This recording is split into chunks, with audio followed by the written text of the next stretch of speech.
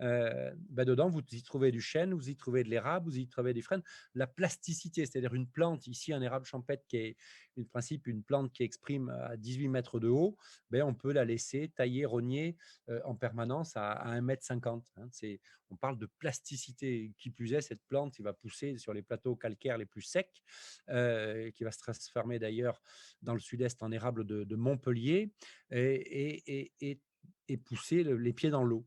Et puis sur la droite, vous avez un chêne. Alors ça, c'est une technique un peu particulière, mais un chêne qui a été complètement restauré, un arbre tétard. Vous les voyez dans l'arrière-plan, hein, c'est de les travailler au fur et à mesure.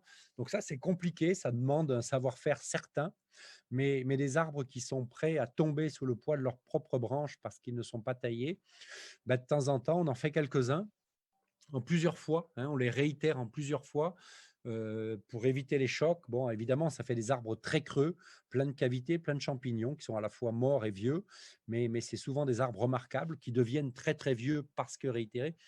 La particularité du chêne, donc certains vous diraient qu'il ne faut pas le faire, mais plutôt qu'il tombe et qu'il s'effondre et qu'il meurt, ça vaut le coup de le tenter. La particularité du chêne, et vous le savez probablement, c'est qu'il est en capacité d'attraper l'oïdium. Donc c'est aussi pour ça que ces travaux-là sont intéressants, mais à utiliser avec beaucoup de précautions.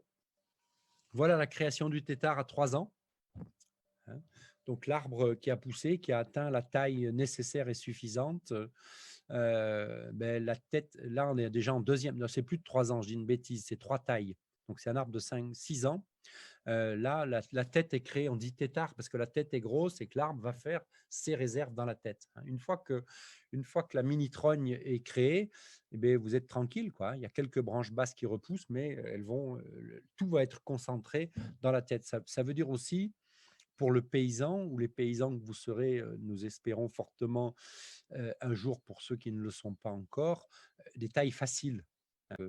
Maintenant, Hervé Covès nous dit que c'est les mammouths qui ont inventé les trognes, puisqu'ils cassaient les arbres pour pouvoir les faire fructifier, pour pouvoir les manger plus facilement. Les ours aussi, hein. À l'origine de la pomme, on voit que les ours créent des arbres têtards, sélectionnent les pommes qui leur vont bien en coupant les arbres pour les faire réitérer. Mais on peut parler du castor, on peut parler de la foudre, enfin, on peut parler du feu, hein, la réitération des arbres. Donc, de l'importance de cette forme, complémentaire aux autres, facile à traiter et à réguler. La fameuse haie dite brise-vent, ici plutôt basse, hein, avec une composition d'arbustes qui peut être fruitière, bien évidemment.